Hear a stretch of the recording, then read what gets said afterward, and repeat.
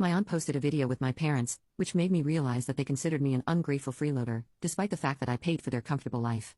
So, I cut off all contact with them and stopped the money train. You will not expect what they will do. I'm Cameron, and I grew up in the shadow of a star. That star was my older sister, Lily. Our house was always filled with people, aunts, uncles, cousins, you name it.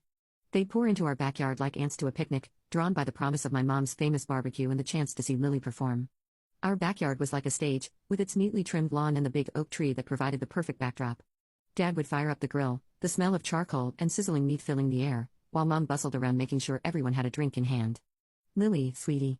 Aunt Marge would call out, her voice cutting through the chatter, "Why don't you give us a little song?" And just like that, all eyes would turn to my sister. Lily would hop onto a chair, her golden curls bouncing, a mischievous glint in her eye.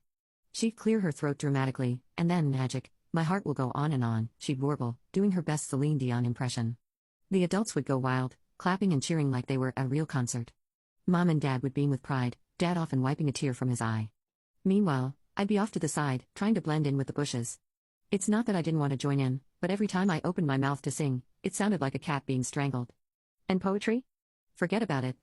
The words would tangle on my tongue, leaving me red-faced and stammering.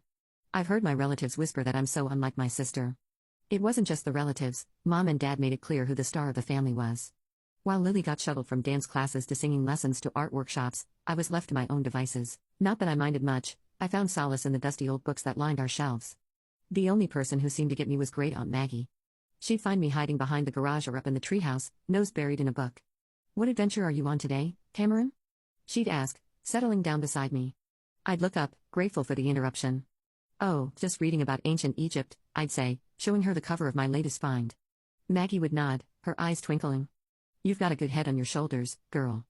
Don't let anyone tell you different." Those moments with Maggie were like a balm to my soul. She didn't expect me to perform or be anyone other than who I was. With her, I could just be Cameron, the quiet, bookish girl who preferred the company of paper and ink to the chaos of family gatherings. But as much as I cherished those moments, they couldn't erase the sting of being the forgotten child. Every time Lily mastered a new song or won another award, my parents would shower her with praise and gifts, new clothes, the latest gadgets, you name it, Lily got it. And me? I got hand-me-downs and sighs of exasperation. School became my sanctuary. While I wasn't exactly Miss Popularity, I found my groove in the classroom. I wasn't content to just sit there and let the lessons wash over me. No, I was determined to understand every single thing the teachers said. "Mrs. Thompson," I'd say after class, my voice quiet but steady, "could you explain that bit about mitosis again?" I didn't quite get it.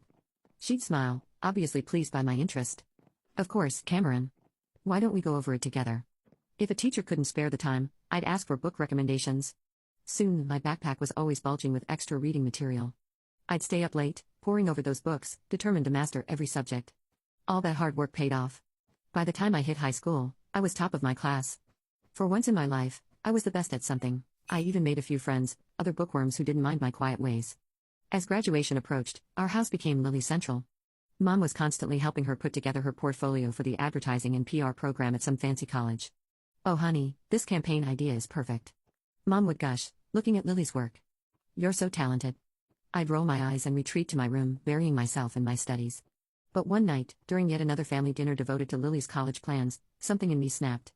"I'm going to college too," I blurted out. "I want to study management." The silence that followed was deafening. Then, to my shock and hurt, they all burst out laughing. "Oh sweetie," Mom said, wiping tears from her eyes, "we don't have money for that. You'll need to get a job after graduation. You're just not as gifted as your sister." I felt like I'd been slapped. But I'm the top student in my class," I stammered, my face burning with anger and embarrassment. "I get straight A's." I stormed up to my room and came back with my report card, slamming it on the table. They all leaned in to look, their eyes widening in surprise. "Well, I'll be damned," Dad muttered, scratching his head. "When did this happen?" "It's been happening for years," I spat, "not that any of you ever noticed." Mom at least had the decency to look ashamed. "Cameron, we had no idea," but Dad cut her off. "Look, it doesn't change anything. We've spent all our savings on Lily's education. There's nothing left for you, Cameron. I'm sorry, but that's just how it is. You'll go to work at my cousin Frank's restaurant after graduation." I turned and ran, ignoring their calls. I sprinted up the stairs into my room, slamming the door so hard the walls shook. As I collapsed onto my bed, sobs racking my body, I felt something inside me harden. "Fine," I thought, my hands clenching into fists. "If they won't help me, I'll find another way. I'll show them all what Cameron can do." The next few months were a blur. Lily headed off to college, her departure marked by tearful goodbyes and proud parental embraces. Meanwhile, I threw myself into my studies with renewed vigor, determined to graduate at the top of my class. During this time, I found myself spending more and more time with Great Aunt Maggie. Her small, cozy house became my refuge from the tension at home. One afternoon, as we sat in her sunlit kitchen sipping tea, she asked the question I'd been dreading. "So, Cameron," she said, her kind eyes fixed on me, "what are your plans after graduation?" I stared into my teacup, fighting back tears. I don't know, Aunt Maggie. Mom and Dad won't help me with college. They say there's no money left after paying for Lily's education. Maggie was quiet for a moment, then reached across the table and squeezed my hand. "Cameron, dear, I've got some savings. I'd like to give them to you for college. You're smart as a whip, and I'll be damned if I let that brain of yours go to waste." The reality of her words hit me like a tidal wave. I burst into tears, overwhelmed by her generosity and the sudden realization that my dreams weren't dead after all. "Thank you," I sobbed, throwing my arms around her. "Thank you so much, Aunt Maggie." Update 2. My dreams weren't dead after all. "Thank you," I sobbed, throwing my arms around her. "Thank you so much, Aunt Maggie." The months flew by, and before I knew it, I was walking across the stage at graduation, diploma in hand. As I scanned the crowd, I saw Aunt Maggie beaming at me. My parents were there too, looking proud but uncomfortable. That evening, as I pored over college brochures, Mom walked in. "Cameron, honey," she said, her voice syrupy sweet, "your father's cousin Frank called. He's got a waiting job for you at his restaurant. Isn't that exciting?" I took a deep breath. "Actually, Mom, I won't be needing that job. I'm going to college." Dad appeared in the doorway, frowning. "And how exactly do you plan to pay for that?" "Aunt Maggie is helping me," I said, my chin held high. "She's giving me her savings for tuition." The shocked silence that followed was almost comical. Then, to my disbelief, Dad's face turned red with anger. "Absolutely not," he bellowed. "If Maggie's got money to spare, it should go to Lily. She needs a car for her job in advertising after she graduates next year." I couldn't believe what I was hearing. "Are you serious?" I spat. "This is my chance to get an education, to make something of myself." "Don't be selfish, Cameron," Mom chimed in. "Your sister needs that money more than you do." "No," I said, my voice shaking but firm. "This is my money now, and I'm using it for college." End of discussion. From that moment on, life at home became unbearable. My parents either ignored me completely or snapped at me over the smallest things. The tension was suffocating. After a particularly nasty argument, I called Aunt Maggie in tears and told her everything. "Pack your bags, sweetheart," she said without hesitation. "You are moving in with me." The next day, I stuffed everything I owned into a cab and drove away, watching my childhood home shrink in the rearview mirror. As I pulled up to Aunt Maggie's house, I felt a weight lift off my shoulders. The summer flew by in a whirlwind of preparation, and before I knew it, I was stepping onto the campus of State University. Thanks to my stellar grades and Aunt Maggie's generosity, I'd gotten into the management program I'd always dreamed of. On my first day of classes, I felt like I was floating on air as I sat in my introduction to business lecture, drinking in every word. I couldn't help but think, I made it. I'm really here. Meanwhile, Lily was starting her senior year at her fancy college. I hadn't heard much from her or my parents since I'd moved out, but I tried not to let it bother me.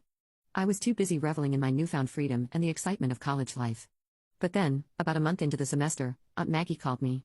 "Cameron, dear," she said, her voice hesitant, "I think you should sit down for this." My heart raced as she filled me in on the family drama I'd missed. Apparently, Lily had shown up at home out of the blue, announcing she had dropped out of college. The reason? She was pregnant. According to Aunt Maggie, Lily had been flippant about the whole thing. "Oh, don't worry," she'd said, tossing her hair. "The baby's father is loaded. We'll be getting married soon." But the story didn't end there. It turned out Lily's boyfriend wasn't as committed as she thought. When he found out she'd been sleeping with his friend too, all hell broke loose. "Now, they don't even know who the father is," Aunt Maggie sighed. I sat there, phone pressed to my ear, trying to process it all. Part of me felt a twisted sense of satisfaction. The golden child had fallen from her pedestal, but mostly I just felt sad for Lily and the mess she'd gotten herself into. The saga continued over the next few months. Aunt Maggie kept me updated on all the gossip from the family gatherings I no longer attended. When Lily's baby was born, a DNA test confirmed her boyfriend was indeed the father, but instead of the fairy tale wedding Lily had envisioned, he simply agreed to pay child support. The final blow came when Lily, desperate for work, took a job as a waitress at Uncle Frank's restaurant, the very job my parents had tried to foist on me. As I hung up the phone, I felt a whirlwind of emotions. There was a small, petty part of me that wanted to gloat, to rub my success in my family's faces. But mostly, I just felt a profound sense of gratitude for where I was and how far I'd come. 4 years flew by in a blur of lectures, exams, and late-night study sessions. Before I knew it, I was walking across the stage at graduation, my hard-earned management degree clutched tightly in my hand. As I scanned the crowd, I saw Aunt Maggie beaming at me, tears of pride in her eyes. Thanks to my top grades and glowing recommendations from my professors, I landed a job as a manager at the Gilded Fork, one of the most prestigious restaurants in the city. The salary was more than I'd ever dreamed of, and for the first time in my life, I felt truly successful. With my first paycheck, I knew exactly what I wanted to do. I marched into the electronics store and bought the latest smartphone for Aunt Maggie. Her face lit up when I presented it to her. "Oh, Cameron," she gasped, turning the sleek device over in her hands. "This is too much." I grinned, already pulling out my own phone. "Not at all. Now, let me show you how to use it." Over the next few weeks, I taught Aunt Maggie the ins and outs of social media. She took to it like a duck to water, especially loving Facebook's video feature. Soon, her page was filled with clips of her garden, her cat, and her infamous apple pie in various stages of creation. I'd watch her videos during my lunch breaks, always making sure to leave a comment or a like. It was our way of staying connected even when work kept me busy. One day, as I was preparing for the dinner rush, my phone buzzed. I glanced at it, surprised to see my mother's name on the screen. We hadn't spoken in years. "Cameron," her voice was hesitant, "we were hoping you might come over to talk." After a long pause, I agreed. That Sunday, I found myself standing on the porch of my childhood home, my hand hovering over the doorbell. Before I could press it, the door swung open. "Cameron." My mother pulled me into a tight hug. "Oh, sweetie, it's so good to see you." Inside, I found my father, Lily, and a toddler I assumed was my niece.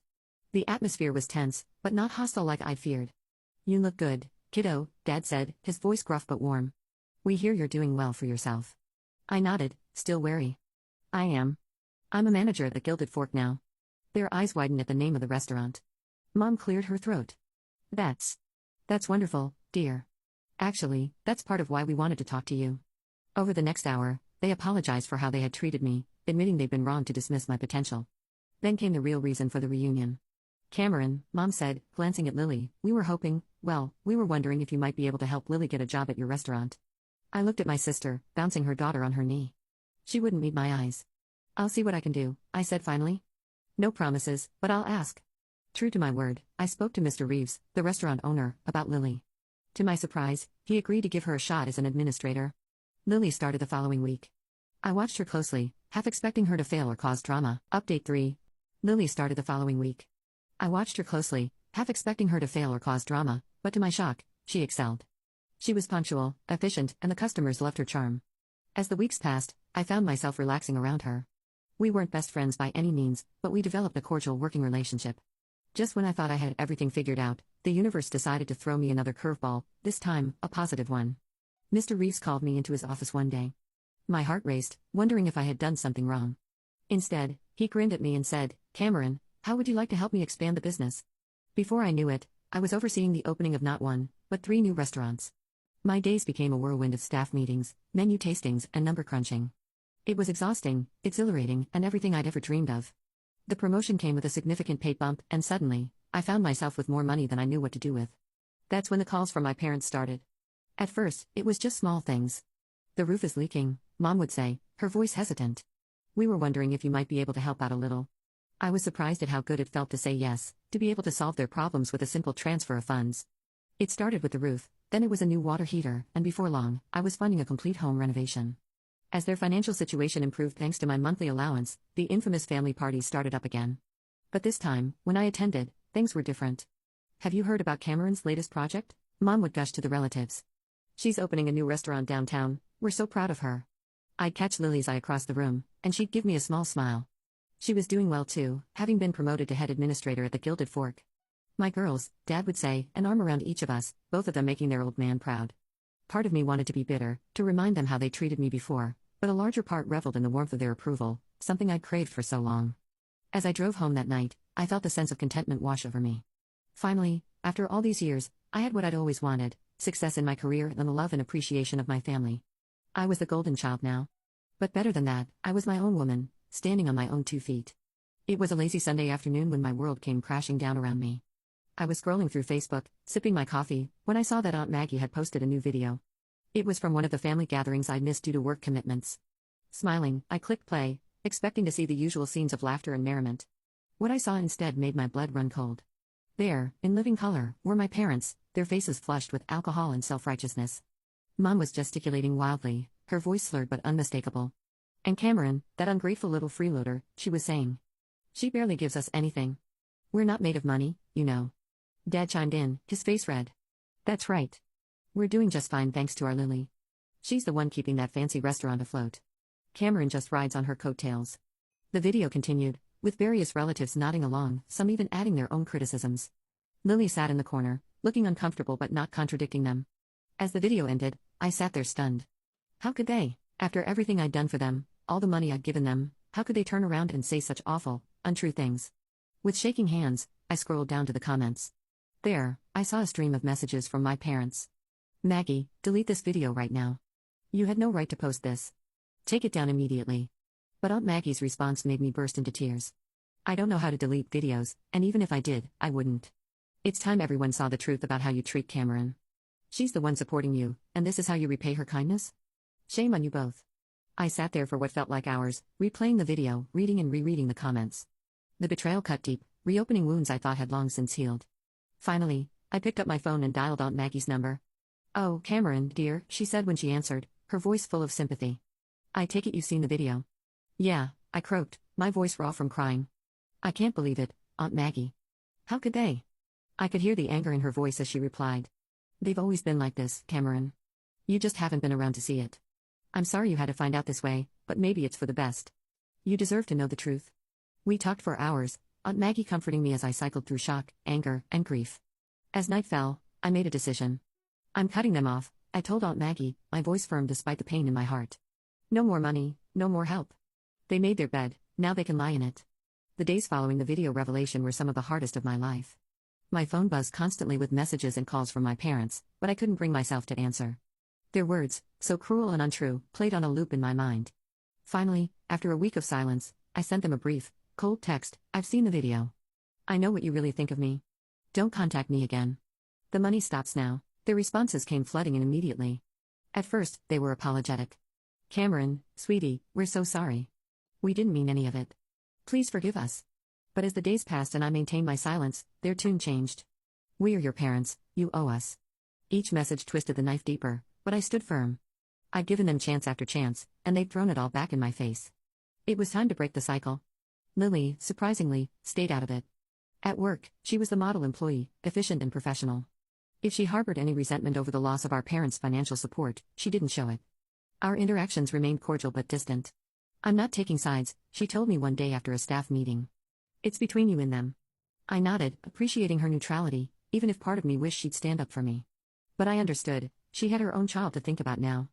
As the weeks turned into months, I found myself leaning heavily on Aunt Maggie. Our Sunday video calls became the highlight of my week. She'd regale me with stories from her garden or her latest baking adventure, providing a much-needed dose of normalcy in the chaos my life had become. You are doing the right thing, Cameron, she'd assure me when doubts crept in. Don't let them manipulate you anymore. To my surprise, other relatives began reaching out too. Cousin Sarah, who'd always been kind to me at family gatherings, sent me a heartfelt email. I saw the video. I want you to know I think you're amazing, Cameron. What you've achieved, how you've helped everyone, you're an inspiration. Don't let anyone tell you otherwise. Uncle Bob, Dad's brother, called me out of the blue. Kid, I've watched you grow up and become this incredible woman. Your parents are fools if they can't see how special you are. You've got family in your corner, remember that. These messages of support were like balm to my wounded heart. I realized that while I might have lost my parents, I'd gained a family who appreciated me for who I truly was. As the year drew to a close, Mr. Reeves called me into his office. I went in, nervous, wondering if the family drama had somehow affected my work performance.